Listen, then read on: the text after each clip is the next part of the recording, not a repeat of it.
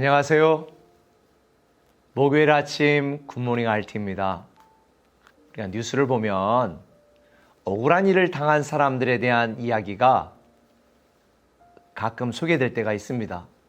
오래전 일 같은데요. 중국에서 굉장히 어려운 상황에 처한 사람을 도왔는데 오히려 가해자로 몰려서 굉장히 고통을 당했다. 그래서 중국 가서는 함부로 어렵다고 도와주면 안 된다. 이런 이야기를 들은 적이 있습니다. 요즘은 잘 모르겠어요. 사실 저도 개인적으로 목회를 하면서 어려움에 처한 성도들을 위해서 눈물로 기도하고 또 저도 힘들고 어려운 시절을 겪어봤기 때문에 가난하거나 고난과 고통을 당하는 성도님들에 대한 마음이 더 깊어서 성도들이 어렵다고 할 때, 힘들다고 할 때, 괴롭다고 할 때, 어려운 상황에 처할 때 더 열심히 도와주려고 노력을 합니다. 근데 제가 지금까지 30년 가까이 목회를 하면서 깨달은 것 중에 하나는 이거예요. 목사에게 가장 상처를 주는 사람들 중에 한 부류는 목사가 가장 눈물 흘려 기도해주고 사랑을 베풀고 도와줬던 사람들 중에 그런 사람들이 있다는 거죠. 사실 그럴 때마다 내가 목회 계속 해야 되나? 이 목회에 대한 회의를 느낄 때도 있었습니다. 그러나 사람에게 인정받고 사람에게 보상받는 것이 목회가 아니기 때문에 그때마다 그럼에도 불구하고 계속 최선을 다하여 성도를 위해 기도하고 헌신하면서 살아왔습니다. 여러분들은 그런 때가 없으세요? 여러분들은 선한 의도로 누군가를 도왔는데 그것이 여러분들에게 고난이나 고통이나 불이익으로 되돌아올 때 아마 있을 것입니다. 근데 여러분 기억하세요. 은혜를 아는 것이 그리스도인입니다. 도리를 알면 유교인이라고 그러죠. 은혜를 모르는 사람은 기독교인이 아닙니다. 저는 우리 교회 성도들은 하나님께 받은 은혜, 또 교회 공동체에 소속되어 말씀으로 찬양으로 받은 은혜에 부끄럽지 않은 믿음의 사람이 되었으면 좋겠다는 개인적인 소망이 있습니다. 오늘 본문에 보면 모세가 어머니에게 양육을 받고 이 하나님을 경외하는 마음을 갖고 있었잖아요. 근데 어느 날 나가보니까 11절에 어떤 애굽 사람이 이 히브리 사람, 곧 이스라엘 사람을 한 사람을 막 심하게 치는 걸 본 거예요. 얼마나 마음속에 정의감이 솟았겠습니까? 그래서 12절에 보니까 좌우를 살펴 주변에 사람이 없음을 보고 그 애굽 사람을 이 새끼 너 우리 동포를 쳐 그리고 막 팼어요. 그럼 죽은 거예요. 그래서 몰래 숨겨놨잖아요. 그리고 그 다음 얼마 뒤에 이튿날 다시 나가니까 이제는 자기 이스라엘 백성들끼리 싸우고 있네. 그래서 왜 같은 동포끼리 싸우세요?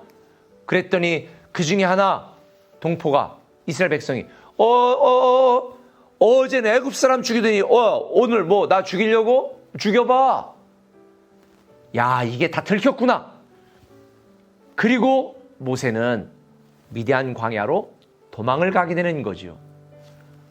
선한 의도로 자기 백성들을 도왔는데 오히려 악한 결과로 고난과 고통으로 불이익으로 자기 돌아올 때 이 도망가는 모세의 심정이 얼마나 배신감이 들었겠습니까? 실망감이 들었겠습니까? 분노와 원망감이 들었겠습니까? 내 평생 다른 사람을 돕지 않으리라. 내 평생 내 민족을 일하지 않으리라. 아마 이런 생각으로 갔을지도 몰라요. 그런데 미디안 광야를 갔는데 거기서 또 목자들이 여자가 돼가지고 양을 치러 가는데 우물에서 물을 먹으려고 했더니 또 다른 남자들이 와가 또 행패를 부리네. 원래 세상은 그런 것 같아요. 우리가 사는 세상은 아무리 공정을 외치지만 요즘 봐요. 공정을 외치는 사람들이 위선자예요. 세상은 공정하지 않아요. 주님 말씀대로 모든 사람이 죄인입니다.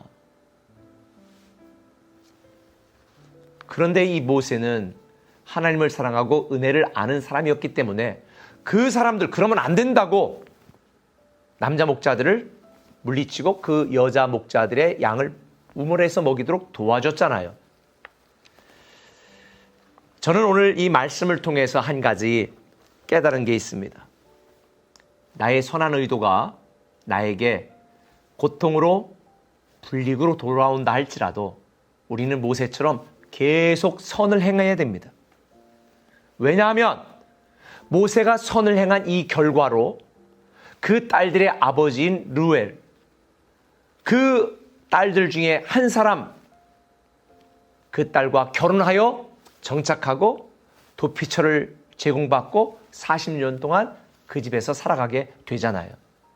그래 성경에 보면 하나님께서는 나그네를 잘 대접하라. 이건 선을 계속 베풀지만 실망하지 말라는 거지요. 중단하지 말라는 거지요. 사실 우리가 누군가를 도왔을 때에 내가 원하는 의도와 결과는 전혀 정반대의 나에게 불이익이 온다 할지라도 우리는 계속 선을 행해야 됩니다. 왜냐하면 로마서 8장 28절에 있는 것처럼 하나님은 합력하여 선을 이루게 만드시거든요. 합력하여 하나님의 뜻이 이루어지고 하나님의 영광을 이루는 방향으로 결론을 내게 하시거든요. 개인적으로는 나에게 불이익이 되는 것 같고 고통으로 돌아오는 것 같지만 하나님은 그 순간에도 나를 위하여, 나를 통한, 나를 향한 하나님의 계획과 뜻이 이루어지도록 일하고 있는 것이죠. 여러분, 당장 나에게 이익이 되지 않는다고 해도 우리는 선을 행해야 됩니다. 이것을 좀 더 확장해서 적용해 보겠습니다. 우리가 지금 하나님을 믿고 살아가는 것이 나에게 아무런 유익이 없어 보여도 믿음으로 사셔야 됩니다. 내가 지금 말씀에 순종하며 사는 것이 나에게 아무런 유익이 없는 것 같아도 우리는 말씀을 따라 살아야 되는 것입니다. 우리가 하나님께 헌신하고 교회 공동체를 섬기고 다른 사람들을 사랑하며 사는 것이 당장은 나에게 아무런 이익도 없고 심지어 때로는 내가 불이익을 당하는 일이라 할지라도 우리는 믿음으로 살아야 되고요. 헌신하며 살아야 되고요. 사랑하며 살아야 되고요. 그리고 선을 행하며 살아야 됩니다. 그래 성경에 보면 주님이 뭐라고 말했습니까? 선을 행하다가 낙심치 말지니 하나님께서 선을 행하는 자를 사랑하시고 축복하신다. 저는 우리 꿈의 교회 성도들이 착한 성도가 또 우리 교회가 착한 교회가 됩니다. 세상으로부터 인정받지 못해도 우리는 이런 삶을 살아야 되는 것입니다. 그러면 결국은 하나님의 계획에 동참하게 되어지고 하나님의 섭리, 하나님의 계획, 하나님의 역사 속에서 우리는 쓰임받는 하나님의 사람이 되는 것입니다. 자녀의 양육도 마찬가지예요. 지금은 내가 쟤를 위해서 이렇게 살아야 될 것인가 회의가 생겨도 네, 하나님이 우리에게 주신 자녀니까 최선을 다하여 내가 이렇게 직장에 이렇게 충성할 필요가 있는가? 받은 월급만큼만 일해야지. 아니에요. 그리스도인들은 최선을 다해야 됩니다. 오늘 나에게 돌아오지 않고 오늘 나의 노력과 헌신과 섬김과 눈물과 기도가 아무런 유익이 없는 것 같지만 우리는 그래도 그렇게 살아야 됩니다. 왜? 하나님께서는 합력하여 선을 이루시고 결국 보이지 않는 나의 그런 모든 삶 가운데 나를 위한 일들을 이루어 가시고 하나님의 명예와 영광된 하나님의 섭리 가운데 역사하시기 때문입니다. 사랑하는 꿈의 가족 여러분, 때로는 나의 선한 의도가 고통으로 불리익이 된다 할지라도 끝까지 믿음으로 사랑으로 헌신하며 기도하며 살아가는 여러분 되시기를 예수님의 이름으로 축원합니다. 기도하겠습니다. 하나님, 참 세상 살아가는 것, 나의 선한 의도, 나의 눈물, 나의 헌신, 나의 사랑, 나의 기도와는 다르게 우리가 때로는 고통으로 불이익을 당할 때도 있고 외면당할 때도 있고 왕따 당할 때도 있고 오히려 내가 믿음으로 살면서 더 힘들어질 때도 있습니다. 그러나 이 시간도 나를 위해 일하시고 하나님의 섭리 가운데 나를 통해 놀라운 하나님의 사랑을 이 땅에 보여주길 원하는 그 하나님의 의도를 따라 선을 행하다 낙심치 말게 하시고 믿음으로 사랑하며 살지만 낙심치 않게 하여 주옵소서. 승리하는 하루 착한 성도로 살게 하여 주실 줄 믿사옵고 예수님의 이름으로 기도합니다. 아멘. 주 안에 있는 나에게 딴 근심이 있으랴 십자가 밑에 나아가 내 짐을